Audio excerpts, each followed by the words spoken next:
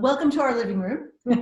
It's a time when we're doing many things from the home these days, and so from our home to yours, we are really glad to get to spend some time with you today.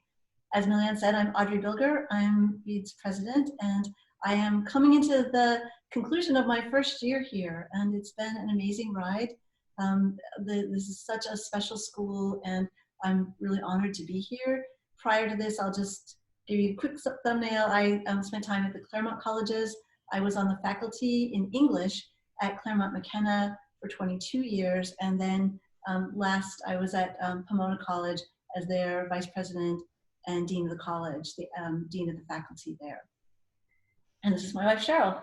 Hey everybody, thanks for hanging out. I am a record producer, and I also own my own record label and publishing company.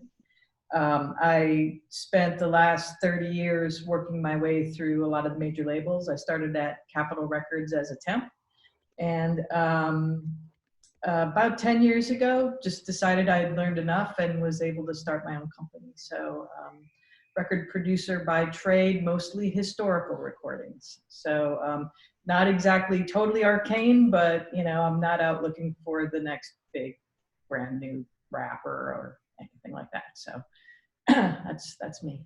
Hi. Excellent. Thank you both for joining us this Sunday afternoon.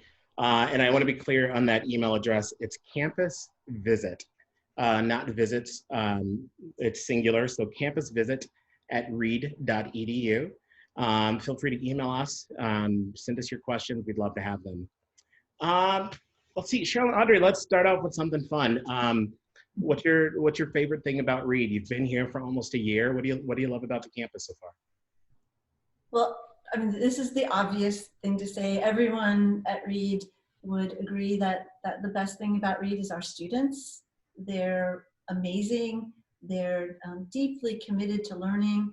I will also just note that the faculty, the staff, everyone in this community cares deeply, and we're here to support learning and student learning and a kind of passion for learning that is truly distinctive.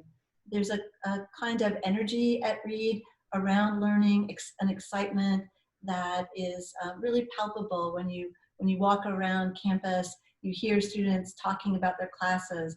You see faculty talking with students and staff interacting with students. So it's really a lively and engaged campus, and I just love this community. Mm. And for you, Cheryl? Well, I think we both really love the canyon too. You know, it's beautiful here. And just as, you know, everything that Audrey said, everybody I've met to a person is really cool. And they even have kind of weirder things that I'm into, like juggling. Who knew? You know, there's a juggling club here, and I happen to be a lifelong juggler.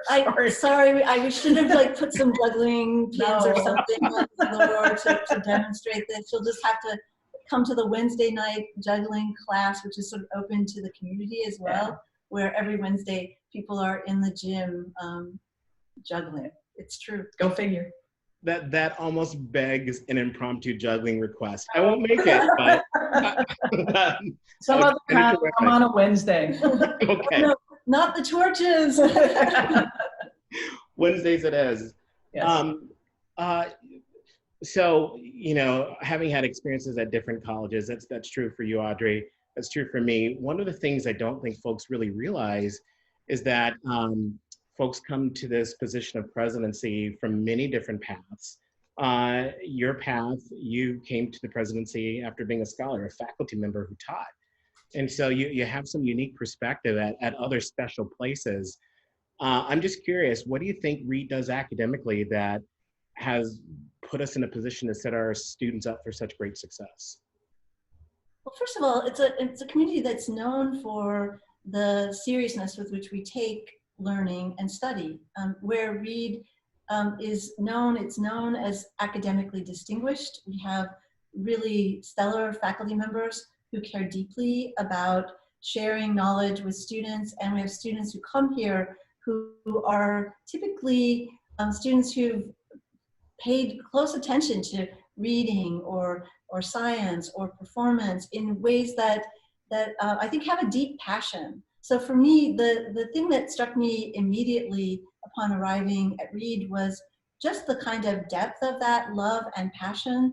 And something that I say repeatedly at Reed, because we talk about the academic rigor, which is foundational to Reed.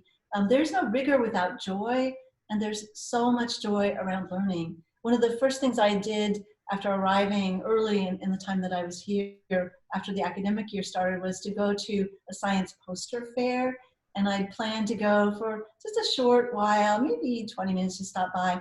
And I just got caught because student after student was telling me about their projects and explaining what the process was. And so it was just really an indication to me of that joy and passion and the sort of spirit of adventure at Reed that is part of the learning process.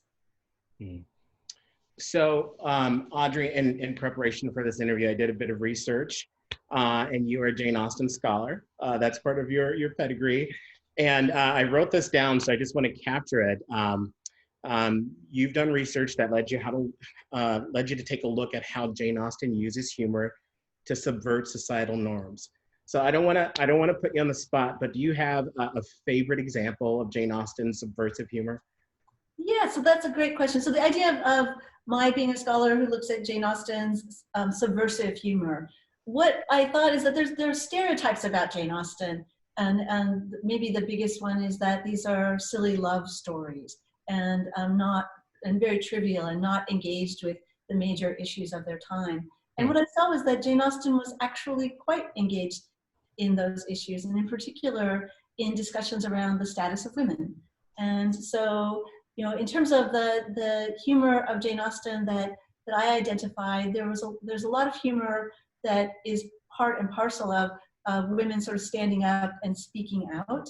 And so I'll give you an example of Jane Austen that is kind of surprising because it's not in the novels, but it's in her private writings. Jane Austen wrote, "Pictures of perfection make me sick and wicked." And it's one of my favorite Jane Austen lines, not because I'm a sick and wicked person by any means, but rather because it shows that the idea of Jane Austen and the Jane Austen heroine as being some kind of angel figure, that's not really where she came from. She came from a kind of critical point of view. And so that's my Jane Austen humor for you for today. I like it. So I'm gonna talk about something that's more current events now. So we're dealing with different times, and one question that we often get from our families is about not in the far too distant future, but what's going to happen in fall for Reed, and in particular, for our classes. Do we have at least an outline of an idea of what things will be moving forward? Yeah, this question about what will be happening in the fall is probably front and center in everyone's vision as a question. When I look back to the last 6 weeks, where we are now was improbable, impossible in some ways for me to imagine. And so seeing into the future in the fall is tough. We are planning to be on campus again in the fall. We're planning to see you all there. This is the community that we are, and what we do best and well is to be together on campus. That being said, we're taking all steps to follow what we're learning about the progress of the virus, and we will of course be guided by safety for the community, by what our state and federal government is telling us is best. So I'll say that whatever position we'll be in the fall, we're eager to start, to be engaged with you, and we would very much like to see you at the Reed campus for convocation in the fall together. Thanks for sharing that. Cheryl, you are the co-founder of Omnivore Records, and I don't think a lot of people know that, but you have a tremendous record collection. And so I'm going to ask you two questions. Tell us about your record collection, and let me know what you're usually spending these days. Well, the record collection is just something I tend these days. It just grows on its own because I continue to produce records. It's really sort of a living library, but it does grow almost on a daily basis, and I just try to keep it off of the times. I'm usually listening to work stuff, so it's been a little bit nice. With the phones being a little bit more quiet as of late, because I can do more really intense critical listening. And I've actually snuck in a record or two that I just wanted to listen to, because usually all my listening is work related. So, and that's not a bad thing. You know, I get to explore all different sorts of music, which is just awesome. So I don't really have any, I mean, I did get a record the other day by the Mahatela Queens, which is 60s South African jive that is some of the most joyous music I've ever heard. And I was really happy with that. So there you go. Really? Where did you find it? How did you come across this? Oh, I've just been a fan of South African music for a long time. And it's, you know, whenever I get a chance, again, for my own listening and not for work listening, I try to learn something new. So I've always been a fan of theirs, and a gentleman in South Africa put together a compilation record of all of their early 78s and 45s. And so I saw that pop up online, and it was really cool because I was reading his liner notes, the compiler, and then I looked him up on Facebook, and now we're friends and talking about the Mahatela Queens. So. And I just wanted to say that given that, you know, I'm in Zoom meetings in my office, there are times when I'll have to say, oh, excuse me, my office mate is playing a track that I now need to step away and dance to. Nice. My office mate is 11 and a half months old. That looks, that looks a little bit different for me, but I totally get it. Let's see. Oh, Audrey, you've worked at a wide range of universities, many of them liberal arts schools. I'm going to first ask you to talk about what you perceive as the value of a liberal arts education, and then zooming in further, how does Reed stand out in the context of all these liberal arts schools? You're in a great position to respond. Yeah, thank you for that. I mean, the value of the liberal arts is something that, you know, I've been pondering for much of my career. I'm myself the product of large public institutions. I went to Oklahoma State and then to the University of Virginia. And then my first job out after I got my PhD was at Oberlin College. And it was like this world that I hadn't known existed. I was first gen college student and didn't really know about these things called liberal arts colleges. That being said, as an English major, actually philosophy major undergrad and then English PhD, you know, I knew very much about the value of the liberal arts and about the importance of breadth in one's education in order to be able to ask big questions and be very thoughtful. And something that I've seen in the 3 decades that I've been working in liberal arts higher ed is that in the model that we have at Reed, that the Claremonts had, that Oberlin had, the small classes, the connection between faculty and students, discussion opportunities, these are really precious. Something that I joked about when I was in the faculty position, sometimes at the end of a school year writing dozens of letters of recommendation, is that, you know, the letters of recommendations that we get from liberal arts colleges are personalized. We know our students quite well. And we also know that as a result of their education, they will have a kind of resiliency. In the time since I've started teaching, what we've seen is that there's more movement that takes place after students leave college. They're changing careers, changing jobs more frequently than that would have been the case in the 80s or 90s, for instance. And with a liberal arts education, there's a kind of agility that students have, where if the focus were very narrow, they might end up kind of coming to a cul-de-sac. Our students are able to really expand and ask questions about what the next steps are. One last thing that I'll say is that we talk about the value of the liberal arts as really creating lifelong learners. And I'd say that that is certainly something that is impossible to quantify, but incredibly valuable in this complex and ever-changing environment that we find ourselves in. Certainly.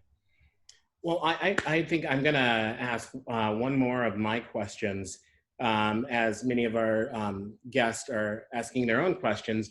So I just want to remind folks, if you have questions, please send those in to us, campusvisit@reed.edu, and we'll collect those, and I will share those with Audrey and Cheryl, and we'll get to as many as we can during the time we have. But Cheryl, you're a product of a liberal arts education. Yeah. And so I'm curious for you how that set you up for your career in music.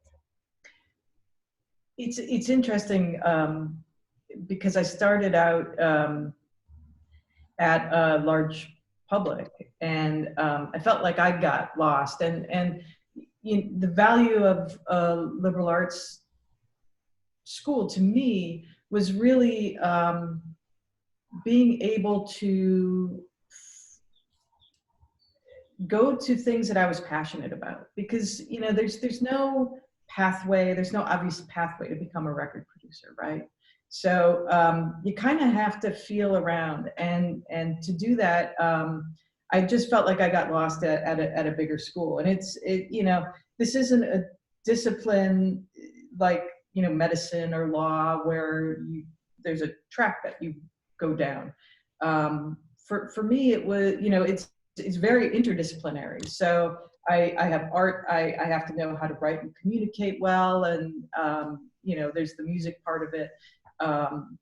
There's library science, there's all kinds of things. So even by the time I was done with school, the path still wasn't clear. But by that point, I had the tools, and the tools are thinking critically enough to be able to ask the right questions, and then really communicating effectively. And I still tell folks that work for me or with me these days, those are the most important things, because if you can't ask the right questions, and if you can't communicate effectively, then you're kind of lost. And those were the greatest things that I got out of the school that I went to. I was so grateful to be able to explore the things that I was passionate about, and it really allowed me to do that. So. And I want to say that one thing that I see in Cheryl that is liberal arts related is a kind of insatiable curiosity. In working with young people, which she often does, who are interested in this. Sometimes they'll say, well, this is the kind of music I like. That's the only kind of music I like. And Cheryl will tell them, well, you got to be like listening to all kinds of things. Be really curious, because that is foundational to the serendipity that comes from the kind of work that you do, which is discovering new projects and discovering new interests. Well, and why would you limit yourself? Why would you limit yourself? Why?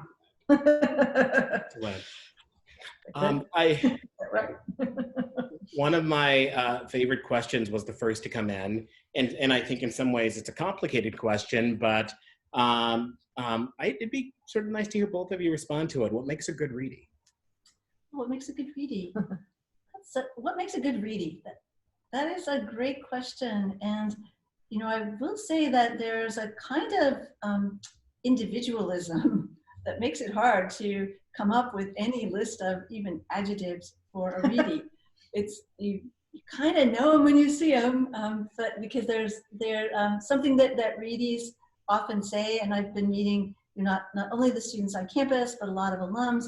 They'll often say, my track is different from anyone else's, or I took some unusual swerves, or so there's that kind of quality of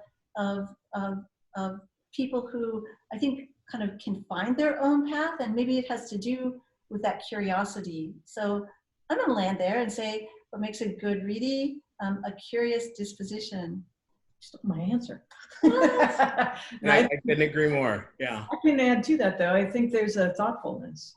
In that thoughtfulness, there's kind of a sweetness, and I've experienced that both in the alums and the students, and I'm grateful for that, you know, especially in the crazy world that we have right now. You know, I really value thoughtful people. Yeah. One of the things I share with folks, I share with students, I tell them if you're someone who has sat in class and your teacher has said something and the fireworks went off in your head, you left class and you investigated more, perhaps you connected it with something else that happened in another class. But at some point you find yourself back in that teacher's classroom saying, you know what, you mentioned this in class, how does this concept relate to that? Or what about this theory? You're curious for more and you go back and you seek that. If that sounds like you might be a really great readie. It's this academic and intellectual curiosity, this love of ideas, wanting to investigate things that you find interesting. I think that's the one thing that unify our students that come from a variety of different walks of life, but they love to have those conversations together. One of our guests would love to hear you, Audrey, talk about the honor principle and how you see that working in action. So it is a special thing to have an honor principle in the 20-teens, in the 21st century. That concept of honor is one that in some circles might seem old-fashioned or antiquated. But the idea of honor that, you know, for me, coming from 18th century studies, which has to do with being as good as your word, being true to your principles, and also being true in caring for one another, that's at the core of the way the honor principle works at Reed. It really has to do with people really being honorable and caring for one another, and also taking care of the community. Excellent. I'd love to know what your favorite place on campus was. Somebody wants to have a good idea of what it is physically like on campus. So perhaps your favorite place, or what one place you'd highlight for students to visit if they're on campus. Yeah, so Cheryl mentioned earlier, she mentioned the canyon, and we could just say a few words about the canyon as one of our favorite places on campus. So the canyon, first of all, it sort of intersects the campus, and we have residence halls on one side, largely, and then the main campus on the other. There are two bridges that cross the canyon, and you know, at any given time of day, you might cross one of those bridges and see ducks, or you might be lucky enough to see a beaver in the canyon. It's a place of natural beauty. It was restored in the late 90s, 2000. And so now it is also you know, flowing freely. Eventually, the water goes to the ocean. It has a trail around it. It's a 2-mile trail. You can walk around it, and it's a place of respite, refuge, research, tranquility, beauty. The first time we were there, we saw an owl. The first time we were there, we heard it first, yeah, and we didn't know what it was, and it was this kind of strange cry, not like the owls that we knew in Southern California that do the typical woo woo. That's an owl. But this one had a little like whoop to the beginning, and so we actually found the owl, and other walkers came along, and we were all looking and exclaiming at the owl. We later looked it up and saw that it was a spotted owl, and the cry matched the spotted owl, and it seemed we took it as a good omen of our new beginning at Reed. owl. Oh wait, there's an owl. There we go. This one's kind of fun. So most of our seniors who applied for admission had to answer a question, and it's about Paideia, this time on campus where our community members can teach any class they'd like, and they usually teach about an area of interest. And this is a 2-part question. Our viewers want to know what Paideia class would both of you teach, and also what would you write about for your senior thesis. And before you answer that, it'd be great to tell all of our viewers what a senior thesis is. Great. Well, the Paideia question is a fun one because we've actually talked a little bit about a Paideia class that we might teach at some point. And I think that a fun class. So these are classes, by the way, Paideia classes could be taught by students. They're sometimes taught by community members. They're sometimes taught by faculty. They take an array of topics up, and they typically, I think, kind of, they can go. I mean, imagine over the time I'm at Reed, Cheryl and I together might teach a variety of things. I thought a fun first foray for us might be how to make a good playlist. So we're both music lovers. We're both we're music lovers. I thought we were going to teach women in comedy. Oh yeah, there's another one. Yeah, let me talk about the playlist one first because of all the records. Because we're both music lovers, and something that we understand about a playlist or a compilation is that it's a story. It's kind of like a syllabus. You put it together. You want to say something, and I think that would be a really fun class. But then the Women in Comedy class is a project, and I'll let you talk about this project. Well, there's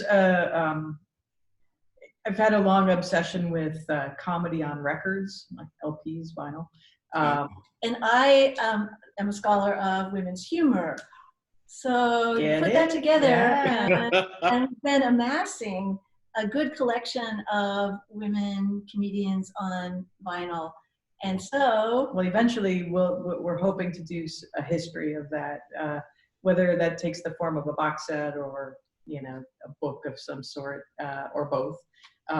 Eventually we'll get around to that, but that would be a fun class to teach. That would be an awesome class to teach. I like it. I would come to that. So then part two, the senior thesis. What would we write our senior thesis on? That's a tricky question. Let me stall for a moment by talking about the senior thesis. So all of Reed students will write a senior thesis. It's a year-long project. They work closely with a faculty member and then also some additional readers who will eventually be participating in the orals exam for the senior thesis. The idea of the senior thesis is if the liberal arts model is breadth, you explore broadly, by the time you get to your senior year, you've come to a focal point or a kind of a focus. And the senior thesis is that focus where you can take an idea that you want to explore, a hypothesis, you can dig in, research, work closely with your faculty advisor, and then produce something that is ultimately going to live on in physical form in the thesis tower. And I will say, maybe even more than the sighting of the owl, when Cheryl and I, I think it was our first visit to the Reed campus, we went to the library, we walked into the thesis tower, and we were just, it's round, there are theses on the wall, they're alphabetical, not organized by year, so something from the 1920s, a thesis might be next to a thesis from 2017. And so that idea that the thesis will live on is something super cool. It's super cool. It's super cool. So what would I write my senior thesis on? Well, I think that certainly things that I'm learning in this role would make for a good senior thesis. I've been very interested in the ways in which campuses can become a we in times of polarization and conflict. And so I think that would be my thesis. What would you write your senior thesis on? My senior thesis might be a deep dive on the clown or court jester throughout history. Wow. Yes. Juggler. Like it. It's interesting. Wow. That was unexpected. I like it a lot. So this is a question from one of our viewers, and I'll sort of preface it. Reed leads the nation in producing STEM scholars, STEM folks who go on to populate graduate school and graduate programs and PhDs. #1 in the nation per capita, hands down. But there's still some curiosity on how the liberal arts is used for sciences, how we can be a liberal arts school and also really support folks that are interested in chemistry, biology, and so forth. Can you talk a bit to that, Audrey? Yeah, and I'll say that at Reed, one of the reasons I would say that we're so successful is that we have such incredibly talented faculty. You know, our faculty win national awards, bring in research grants, and they involve students in that research. And something that I will note that is a characteristic of a liberal arts college faculty member, regardless of discipline, is that they believe in this model, and they believe that we're stronger because we get students in our classes who have come through a variety of disciplines. Speaking with our scientists here at Reed, a point that they'll make is that because we have a humanities core, all of our students in that first year will go through Humanities 110, they believe that the students that we have here at Reed are better critical thinkers, better writers, and they're in a stronger position to do good science work and then communicate out about it than if they were not at a liberal arts college. Excellent, thank you. So we have a question here, and I'm actually gonna address this particular question. It's about pre-orientation. We do, and what it's like. So Reed does house pre-orientation programs. These are programs that begin before the school year begins, and they're actually before orientation. But they're excursions, programs that you take with a group of Reed students. And so you often, it often gives you an opportunity to commit to service or learning before you arrive here, and also get to know other Reed students. And so it's a great way to make bonds and connections. Having participated in a pre-orientation program, those are friendships that you will have through your entire career and after you graduate. And I think roughly we probably have anywhere from a third to half of our students participate in pre-orientation programs. And the second question is what we look for in an applicant. I'll just answer that really quickly. We look for people, the most important thing for your admission are the classes you take. Making sure you challenge yourself in those classes: math, science, social studies, foreign language, and science, so the core academic courses, being competitive in those classes. And what I tell folks when they ask what competitive is, it doesn't necessarily mean AP, particularly if your school doesn't have AP, but you all know what the hard math is or what the challenging math is at your high school. And so ensuring that you challenge yourself to really be prepared to be competitive in school is the best you can do for yourself. And for you juniors, this summer, we're going to have a Navigating Selective College Admissions session in June and also at the end of May. And it'll be online, and it'll give you a lot of details on what you can do to prepare yourself to be really competitive for college. So I hope you join us for that.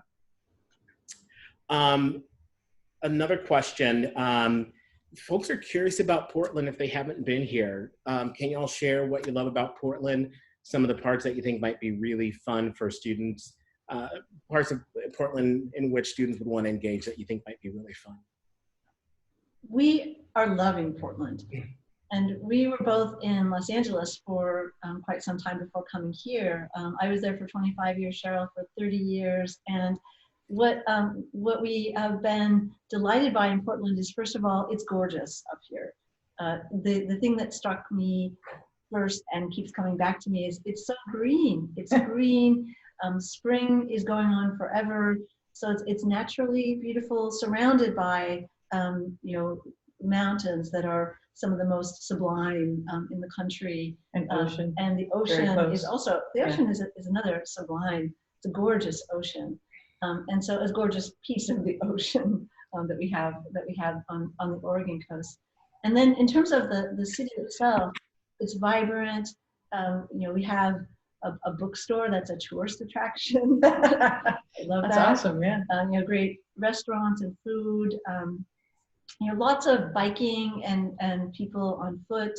And I think that there's just it's a really living alive community.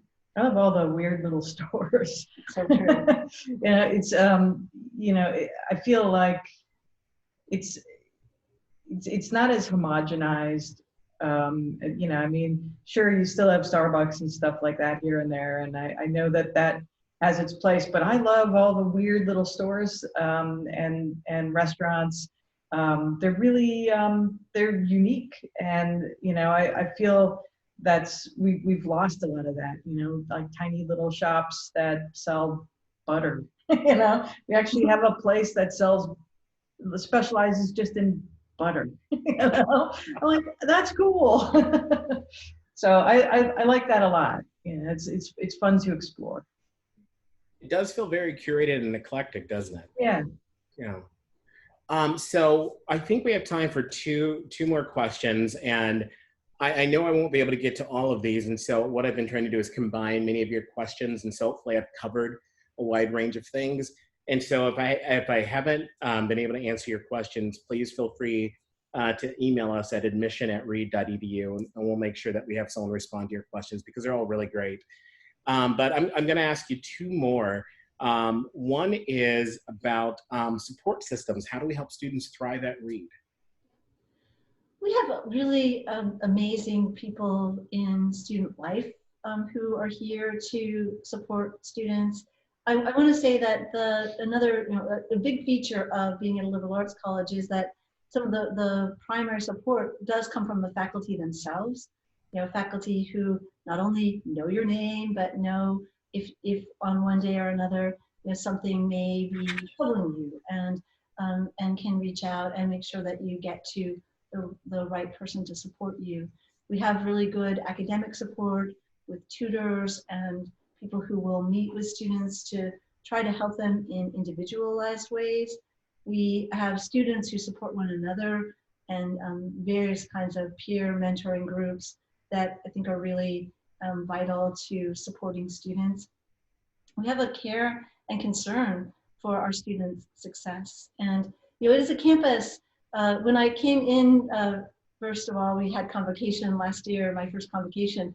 I talked about my delight in being at a campus where the faculty go by their first names, and so does the president. And so, you know, this is a campus where, you know, we all speak to each other in an environment that is much more balanced. And I have student office hours, and so students can come in and talk with me. You know, faculty have extensive office hours and make time for students. So I just say that there's a lot of support and a lot of concern for student learning. The other big thing I would note is the Center for Life Beyond Reed, which is a kind of jewel in the crown of Reed's. I'm going to stop there with that metaphor, but the Center for Life Beyond Reed really works with students from their first year and have wonderful people there, including peers, talking with students about their interests, not to identify a student in their first year who knows exactly what they want to do and here's how you do it. So this is sort of, they do some career advising, they do fellowships and grant advising, but really to think, oh, here's what you're interested in. Maybe you should apply for this. And you know, a good story that Alice Hara, who directs the center, tells is the story of a student who, you know, applied for an internship and it didn't work. She didn't get the internship. And then she took that application and worked it into something that was a grant application. She got that, and eventually, you know, as this student progressed over their time at Reed, was able to get a prestigious national fellowship at the end of her career here. But it was because they were identified early on and good questions were asked. So that kind of personalized attention is something that is a hallmark of how we support students at Reed. That's great. And Audrey, that was actually my second question. So you answered both of them wrapped into one. And I thought that was a nice ending because I do think that if you do well at Reed, you will do well anywhere. But that is often our commitment to our students who attend. Before we sign off, one piece of advice I want to leave our seniors with, our admitted seniors who've joined us today. A lot of this is to really give you information to make an informed decision about where you'd like to be for 4 years. And as you probably have seen in the communications over the last few days, we're offering a wide variety of ways for you to connect. So tomorrow, Shalini Upu, who's the Director of Admission, and I are going to answer questions. And this is also a session that we're hoping a lot of parents will join us for, because, you know, parents have specific questions they'd like to ask. We have a session where deans of student life will join you, our Reed student panel, and also our Dean of Faculty and Dean of Institutional Diversity will be speaking on Thursday, talking about the academic program. And during the day, we have information sessions. We're hoping every one of you will connect with your admission counselor before you make a decision, because we want to share any information we have. We have faculty academic sessions by department, faculty who want to talk to you one-on-one if you have questions. There are so many ways to connect, almost a dozen in terms of its variety. So I would encourage you to keep going to our website as we add content, but you'll find a lot there now. And when you think about making your decision, some of you have heard me say this, and I've said this for many years, it's really easy to think about that first year, who you're gonna live with, moving on campus, being away from home for that first time. And the first year, this year might also feel, might carry with it a bit of anxiety. One thing I've always encouraged folks to do is think about your senior year in college.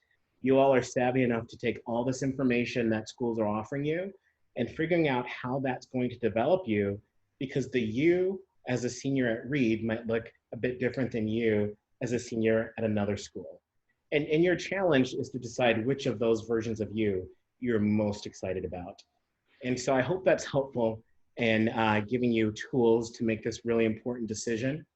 But before we leave, I want to invite Audrey and Cheryl also to give you any advice about making your final decision before we close out. Well, thank you, Milyon. Let me just say that the decision about which school to attend is really, it's such an important one for all of you, and I know that. And in this time right now that we find ourselves, where there is a great deal of uncertainty in the world around us, and the entire planet has been shaken by what's going on around us. I do think that, you know, deciding what community you want to join is important as well, and thinking about how you want to engage for the next 4 years with what kinds of what kind of community, what kind of attention do you want. And so I am hopeful that you will join us here at Reed. I'm hopeful that we will walk on campus together, that I will smile at you and say hi, and that we'll be able to engage together. And we're going to get through this hard time and get to the other side. And I love the way that Milyon is asking you to think about your senior year, because to imagine yourself there and as someone graduating and looking to the next stage of your life, that's a good thing to point to right now. I think that's good. Okay. Audrey. Oh, I just always think it's really important to be true to you. And I think that's sort of true to yourself. You know, I think that's sort of what Milyon was saying, right? You know, who is that senior? You know, who's that person after college? And I think it's important to honor your future self. Well said. So thank you so much for your time today. We're really glad to get to visit with you all. Thanks, everyone. Great to have you here. We'll see you soon. Thank you. Bye. See ya. Great day. Bye-bye.